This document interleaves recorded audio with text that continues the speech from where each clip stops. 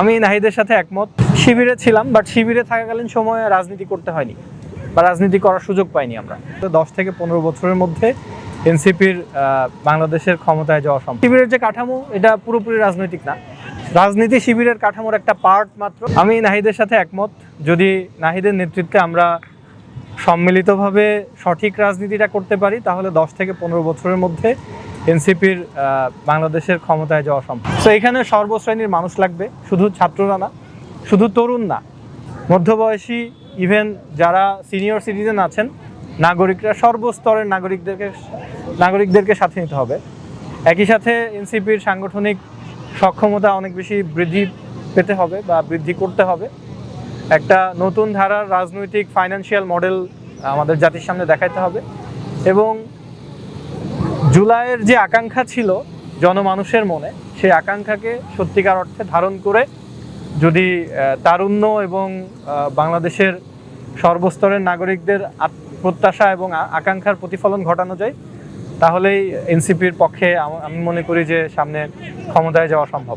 জুলাই না ঘটলে আসলে এনসিপির জন্ম হতো না, আর জুলাই না ঘটলে আমাদের অনেকের রাজনৈতিক স্বাতন্ত্র্য বা রাজনৈতিক হয়ে ওঠা হতো না। সো আমি জুলাইয়ের আগে ছিলাম একজন পেশাদার, মানে পেশাদারিত্বের সাথে একজন প্রফেশনাল ব্যক্তি, শিক্ষকতায় নিয়োজিত ছিলাম। সো রাজনীতির সাথে আমার ওইভাবে সম্পৃক্ততা বা সংস্পর্শতা ছিল না। শিবিরে ছিলাম, বাট শিবিরে থাকাকালীন সময়ে রাজনীতি করতে হয়নি বা রাজনীতি করার সুযোগ পাইনি আমরা। শিবিরের যে কাঠামো, এটা পুরোপুরি রাজনৈতিক না, রাজনীতি শিবিরের কাঠামোর একটা পার্ট মাত্র। শিবিরের কাঠামোর মধ্যে আরও বেশ কিছু উপাদান আছে, যে উপাদানগুলো আমি ইতিমধ্যে বলেছি, যে একটা ছেলেকে আদর্শিক এক ভালো মানুষ হিসেবে, ভালো ছাত্র হিসেবে তৈরি করার জন্য তারা প্রশিক্ষণ, তাদেরকে দাওয়াত দিয়ে ইসলামের বিভিন্ন উপাদানের দিকে আকৃষ্ট করা এবং একই সাথে ভালো চরিত্র গঠন করার জন্য বিভিন্ন ধরনের কর্মকাণ্ডের মধ্যে তারা নিয়োজিত থাকে।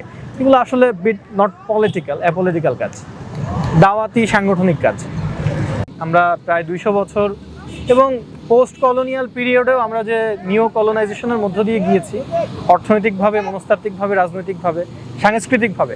সো আমাদের এই কলোনাইজড মেন্টালিটির কারণে আমরা জাতিগতভাবে ঐক্যবদ্ধ হয়ে একটা শক্তিশালী জাতি তৈরি করতে পারি নাই, আমাদের রাষ্ট্র কাঠামোকে শক্তিশালী করতে পারি নাই, এবং একই সাথে আমরা নিজেদের মধ্যে অন্তর্কোন্দল এবং জাতি হিসেবে ডিভাইডেড অবস্থায় একজন আরেকজনকে পেছনে টেনে ধরা, এই ধরনের মন মানসিকতা, খুব ছোট মন মানসিকতার মধ্যে থাকি। সো এটা আমাদের রাজনৈতিক কালচারের একটা সমস্যা এবং একই সাথে প্রায় 300 বছরের এক ধরনের ঔপনিবেশিক জার্নির মধ্য দিয়ে আমাদের যেই উপনিবেশিত মনস্তত্ত্ব, এটার কারণে আমরা বড় হয়ে উঠতে পারছি না।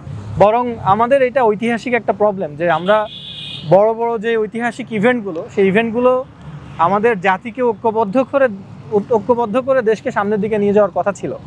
আনফর্চুনেটলি আমরা 71-এও সেটি দেখি নাই। 71-এর পরে নতুনভাবে আমাদের যে দেশ গড়ার কাজ করার কথা ছিল, এটা না হয়ে বরং এক ধরনের ডিভিশন দেখলাম এবং 71 হয়ে উঠলো আমাদের ডিভিশনের একটা উপাদান।